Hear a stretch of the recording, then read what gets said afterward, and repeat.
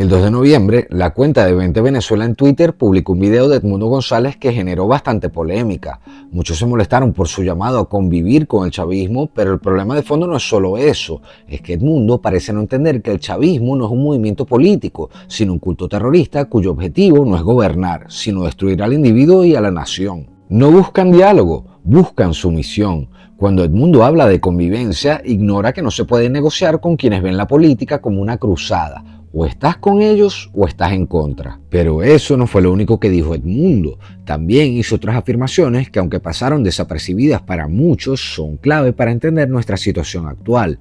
A simple vista, sus palabras pueden sonar a reflexiones políticas comunes, pero cuando las analizamos con profundidad revelan una forma de pensar que tiene raíces filosóficas muy concretas. Lo que parece un comentario normal en realidad está cargado de muchas implicaciones. En la entrevista, Edmundo habló sobre cómo no debemos ver al adversario político como enemigo y que dejar de hacerlo sería uno de los primeros pasos para recuperar la institucionalidad democrática en Venezuela. En este punto, en realidad no le falta razón. En la política normal, el adversario no debería ser un enemigo, pero esto es solo cierto si ese adversario pertenece a una organización política legítima, no a un grupo terrorista que ha destruido el país y actúa fuera de cualquier norma. ¿Y qué significa hacerlo bien? Bueno, respetarnos, respetar las ideas del contrario, aceptar que el contrario puede pensar diferente a ti, pero que no necesariamente es un enemigo.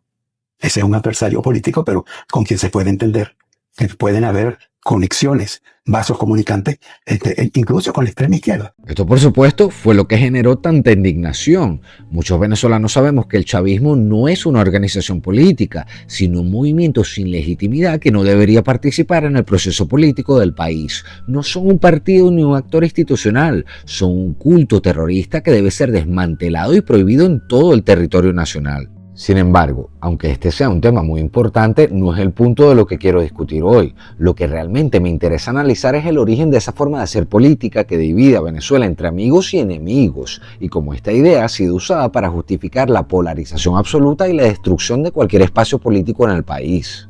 Esta lógica tiene un autor, Carl Schmitt, un jurista alemán que redujo la política a una sola premisa: o estás con él o eres un enemigo a destruir.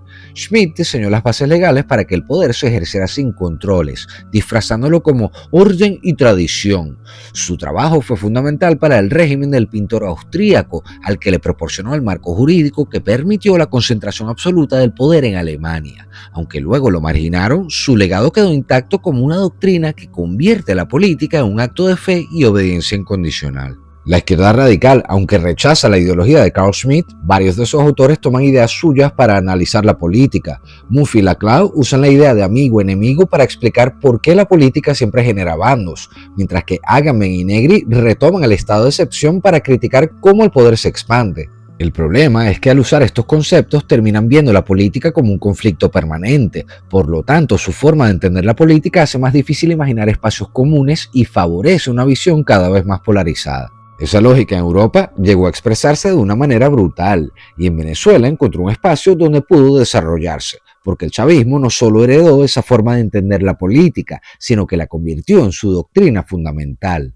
Esta idea, por supuesto, no se construyó en el vacío. El puente ideológico más importante fue Norberto Ceresole, un sociólogo argentino que se convirtió en asesor cercano de Chávez a finales de los años 90. En su libro Caudillo, Ejército, Pueblo, la postdemocracia, Ceresole tradujo las ideas de Schmitt al contexto venezolano, proponiendo un modelo donde el líder carismático, respaldado por las Fuerzas Armadas, encarna directamente la voluntad popular sin necesidad de instituciones mediadoras como parlamentos o tribunales constitucionales. Ceresole no solo teorizaba, proponía una estrategia concreta. Para él, la política era una guerra total donde existía un enemigo absoluto contra el cual no cabía negociación ni convivencia, solo su eliminación política y cultural.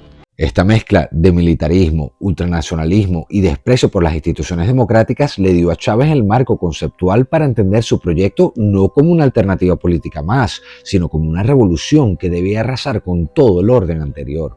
Chávez, junto con su cúpula, tomó esta visión y la tradujo en una práctica que excede la simple confrontación de ideas. La política dejó de ser un diálogo y se volvió en una cruzada donde el adversario no es simplemente una oposición política, sino un enemigo absoluto que debe ser destruido para preservar la revolución. Esta mirada conecta con la lógica de Schmitt, pero la radicaliza al incluir elementos de culto, militarización de la sociedad y negación absoluta del pluralismo. A esto se sumó también Heinz Dietrich, un sociólogo alemán que desarrolló la idea del socialismo del siglo XXI.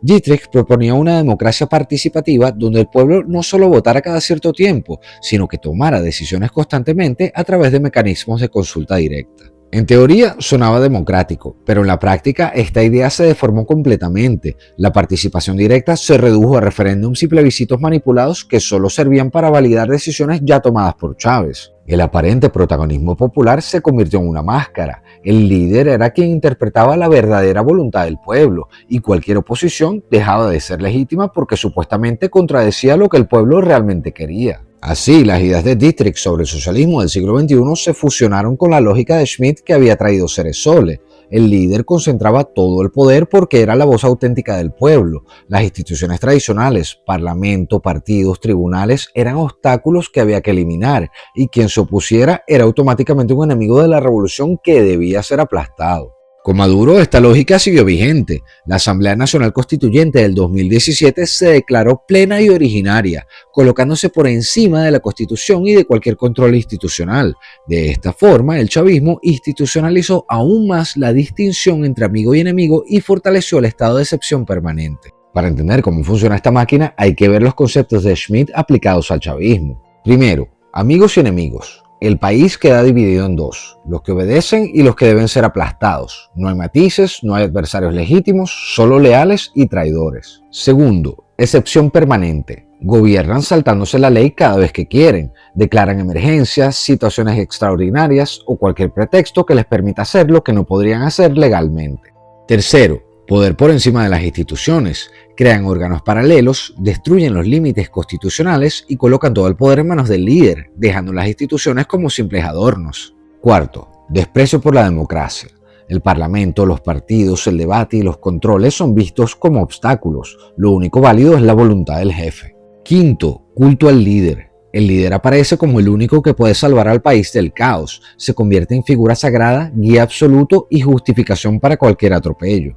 Este es el sistema que Edmundo reclama sin comprender su naturaleza real. Él habla de convivir con adversarios políticos, de diálogo y reconciliación, pero en el chavismo no hay adversarios políticos legítimos, solo enemigos definidos por el poder. Lo irónico de todo esto es que Edmundo no es ajeno a esta lógica. En la entrevista mencionó a Teodoro Pekov y lo hace con una naturalidad como si fuera simplemente un colega del pasado. Pero Pekov no era un político convencional, fue un dirigente guerrillero que durante años vio la política exactamente como Schmitt la definía, una guerra donde el adversario era un enemigo a derrotar por cualquier medio y Edmundo trabajó con él en el gobierno de Caldera sin ningún problema. Eso para mí es una contradicción. Edmundo critica que veamos al adversario como enemigo, pero él mismo estuvo dispuesto a trabajar con alguien que aplicó esa misma lógica durante años. No tuvo problema en colaborar con quien participó en acciones violentas bajo esa premisa de guerra total. Entonces, ¿cuál es realmente su postura? ¿Es que no debemos ver al adversario como enemigo o es que él personalmente está dispuesto a trabajar con cualquiera,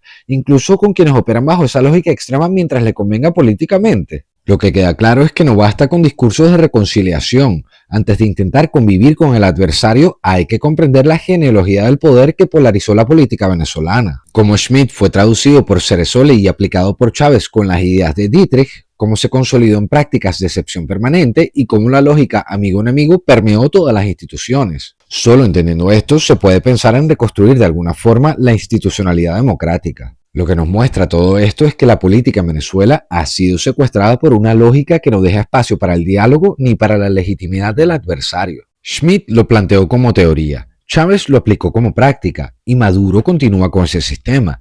Cada decisión, cada decreto, cada acción política se fundamenta en la distinción entre leales y enemigos. Por eso las palabras de Edmundo generan tanta polémica. Él habla de convivencia pero ignora que en este contexto esa idea no es aplicable. El chavismo no es un partido político ni un actor legítimo del sistema democrático. Es un culto de poder que se ha apropiado del Estado y que funciona bajo la lógica de la excepción permanente. Comprender el origen del poder schmittiano en Venezuela no es solo un ejercicio académico, es la única manera de entender por qué la reconciliación no puede comenzar desde la ingenuidad, sino desde la claridad de quiénes son los verdaderos agresores en este conflicto. Mientras no se reconozca esto, cualquier llamado al diálogo será solo un espejismo. El desafío que tenemos por delante no es pequeño. Si de verdad queremos recuperar una vida política normal, antes tenemos que entender qué nos trajo hasta aquí. No podemos seguir actuando como si todo hubiera sido un simple desacuerdo entre partidos cuando en realidad se impuso una forma de poder que anuló por completo al que pensaba distinto. Ese es el punto que Edmundo olvida, y por eso su mensaje, aunque tenga intención de reconciliación, no alcanza a tocar la realidad de Venezuela. Nosotros creo que estamos